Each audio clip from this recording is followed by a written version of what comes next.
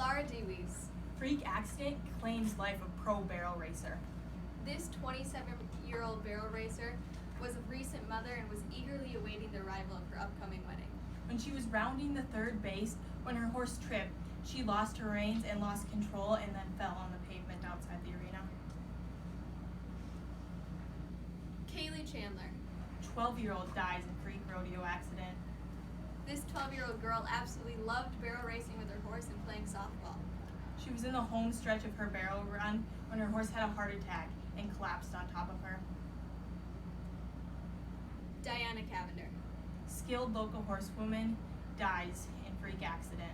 This 52-year-old woman was renowned in her community for being a skilled horse trainer and was a member of the Escondido Mounted Horse Posse.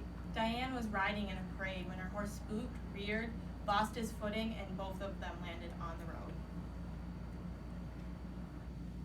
These three women had three things in common. First, each of their news headlines wrote that their accidents were freak accidents. The second thing they all had in common, unfortunately, was none of them survived their accident. And lastly, none of them were wearing a helmet. Now, when we think about that, how can we call these freak accidents when we are putting our trust in a 1,000 plus animal? But there is a solution. Wear a helmet, because there are no freak accidents. My name is Jasmine Flowers. And I'm Haley Carlson, and today we are going to tell you about why each of you should be wearing a helmet. Equestrians are 20 times more likely to sustain an injury than a motorcyclist. Think about, for every one motorcyclist, 20 equestrians are likely to get hurt. When you think about how fast motorcyclists are going down the road, up to 85 miles an hour, with cars going the same speed, and us equestrians are still 20 times more likely to get in an accident. On average, there are 60 deaths per year in the equine industry related to brain injuries. The media makes such a big deal about football and hockey concussions when only 8 people per year die in those kinds of contact sports from head injuries, compared to our 60. 1 in 5 equine-related injuries are head injuries. For every 5 people, 4 of you are likely to break an arm or break a leg, but the last person, they have a head injury. And 60% of all equine fatalities are head injuries. Think about that. 60% of equine-related deaths could be preventable by a helmet. There are 15,000 ER admissions per year for equine-related head injuries. That's a lot of people. Chances are you each know one of them. And 2 feet. That is the minimum height at which you can sustain a head injury from a fall. An average-sized quarter horse and an average-sized person, they can be up in the air at 8 feet. That is 4 times the height at which you can sustain a head injury. As Anna Blake wrote in her article titled "Freak Accident Hardly," quote, "If statistical proof mattered to riders, they'd wear helmets and there would be no debate," end quote. But if statistics don't matter to each of you, maybe your brain should. The average human brain, the adult human brain, is about the texture and consistency of jello. So one way that brain injuries can happen is actually from axonal shearing. So in a brain injury, you'll have your skull here, and force can cause like whiplash kind of and cause your brain to jiggle and hit the side of your skull. And this can cause axonal shearing. So if you see up here, we have an axon. And the axon is the little bridge looking thing connecting the 2 different parts. And that can actually snap and break in half, causing things like loss of memory. And contusions are the more severe form of traumatic brain injuries, which involve axonal shearing, but it's actually visible to the naked eye. There will be bruising and bleeding in the brain. So the brain will actually hit the skull so hard that it'll actually can cause a bruise like in the side or in the top that you can see on an MRI or a CAT scan. Now, with all this statistical proof and health benefits of wearing a helmet, why don't people wear helmets? There's a lot of stigma behind helmet wearing. One of the big things is the social aspect of wearing a helmet. People don't want to face the possible humiliations and degradations from their peers for wearing a helmet because it's looked down upon as being uncool or you're not as experienced of a rider. If you look at this picture I just pulled off the internet from high school rodeo. As you can see, none of these kids are wearing a helmet. And can you imagine what would happen if maybe one of them decided, I'm going to wear a helmet today? They are probably going to face a little backlash from their peers. And a common excuse for people not wearing helmets in the Western community is that they want to pay homage to their cowboy roots and wear cowboy hats instead. But really, cowboy hats had started as a joke. One individual cowboy had put on this large brim hat as a joke to his friends, but later on realized that it actually protected him from the sun and the rain. In today's world, we don't use the hat to protect us from things like that. When it starts to rain, we put a hat inside the hat box. I know I'm guilty of it as well, but there's a time and a place for your hat, and that is not on the back of your horse.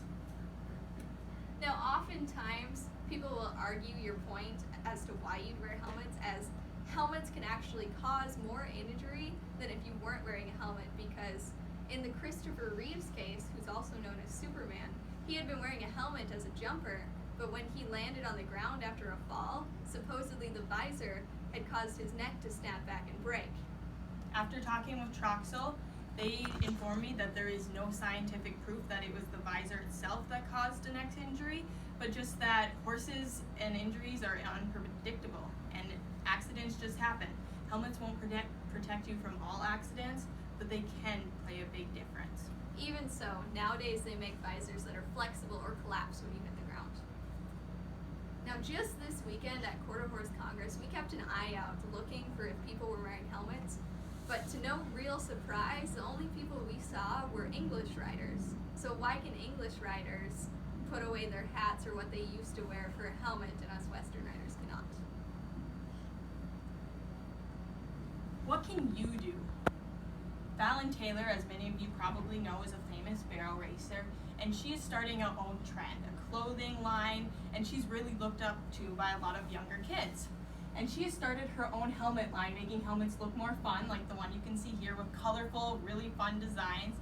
But she's also big into hats. She makes a hat line as well, but she'll wear her hat, but as soon as she gets on her horse, it's time for the helmet. #HelmetTough is also another campaign started by Nicole Echelle, another famous barrel racer. But her campaign is a little different. It raises the awareness the same way that Fallon Taylor is doing. But the reason that she started her campaign wasn't because she had her own brain injury or she knew someone. It was because she went through and thought about it and she could not find one single good reason as to why not to wear a helmet. In Minnesota 4-H, all horseback riders are required to wear a helmet. Me and Jasmine volunteer at Central Minnesota 4-H Horse Camp, where we teach the children about why they should wear helmets and actually do a helmet fitting class. In some states, they've actually taken legislative action as to having children wear helmets. Like in the state of New York, the law is any child under the age of 18 cannot ride on any public road without a helmet. There's also a similar law in a town in Florida which requires kids under the age of 14 on public lands to wear a helmet. Now, each of us can make a difference on an individual basis and possibly start a domino effect in our communities by just wearing a helmet, standing up to the stigma ourselves, and wearing a helmet will eventually be what makes the difference. So in summary, we talked about the health benefits of wearing a helmet, what happens when you get a brain injury, and how that can occur, and how a helmet can protect you from that. we talked about the stigma behind wearing helmets, why some Western riders or younger kids don't feel that they can be accepted among their peers if they're not wearing a helmet, and how that we can kind of go about that and try to fix that. And we talked about what is being done in the world to make helmets more common to see in the community, and we talked about what each of us can do individually by just wearing a helmet. Now, if Kaylee, Lara, and Diana had known about the statistics and health benefits of wearing a helmet, and if maybe the stigma wasn't so strong in the Western community, there's a possibility that they could still be with us today. We've talked a lot about the negative and the bad things that can happen when you don't wear a helmet, but there is some positive aspects about what happens when you do wear a helmet. Like, a close friend of ours had been in a horse-related accident. When she had been coming home from running a pole pattern, her horse failed to stop when she got close to the gate and actually ran her into the fence, where she hit her head, actually denting her helmet. But she ended up walking away from that unscratched because her helmet had what protected her head from being what was dented. Many of us have moments in our lives that stand out, that stick with us forever. Mine came approximately 3 years ago. I had just untacked my horse and I was walking over to Jasmine's horse bed when I saw her horse's saddle get stuck on the paddock gate and her horse took off, running her over and stepping on her head. One of the main reasons Jasmine is here today is because of her helmet. It cracked, but her head did not. I actually still have a bruise from that event 3 years ago, but luckily I don't have the lasting effects from brain damage. So if you can't wear a helmet for yourself, do it for your friends, your family, your mom. And if you really can't find it in your heart to do it for any of them, do it for your horse. Because your they horse won't understand why you stopped coming to the barn. Are there any questions? Very good. Very good. Very good.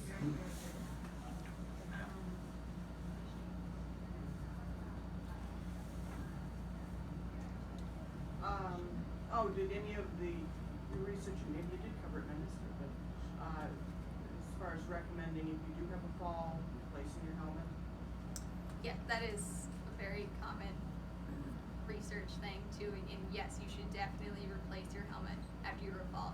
And you should really keep an eye out for if you just drop your helmet on accident, because then it could also sustain the same breakage inside of the helmet that you can't necessarily see because the foam on the inside can also be dented and you can't see that, and that could hinder its protection.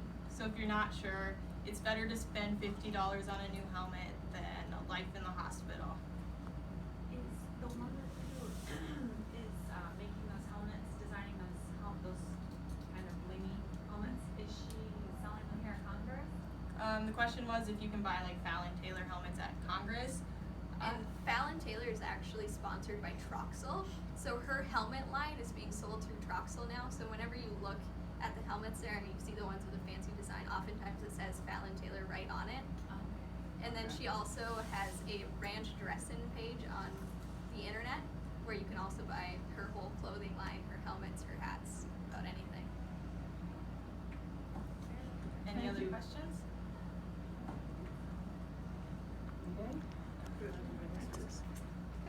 And some of our sources include the Minnesota Brain Injury Alliance, Troxel Performance Headgear. and then the New York and Florida helmet statutes. And that concludes our speech. Thank you. Thank you.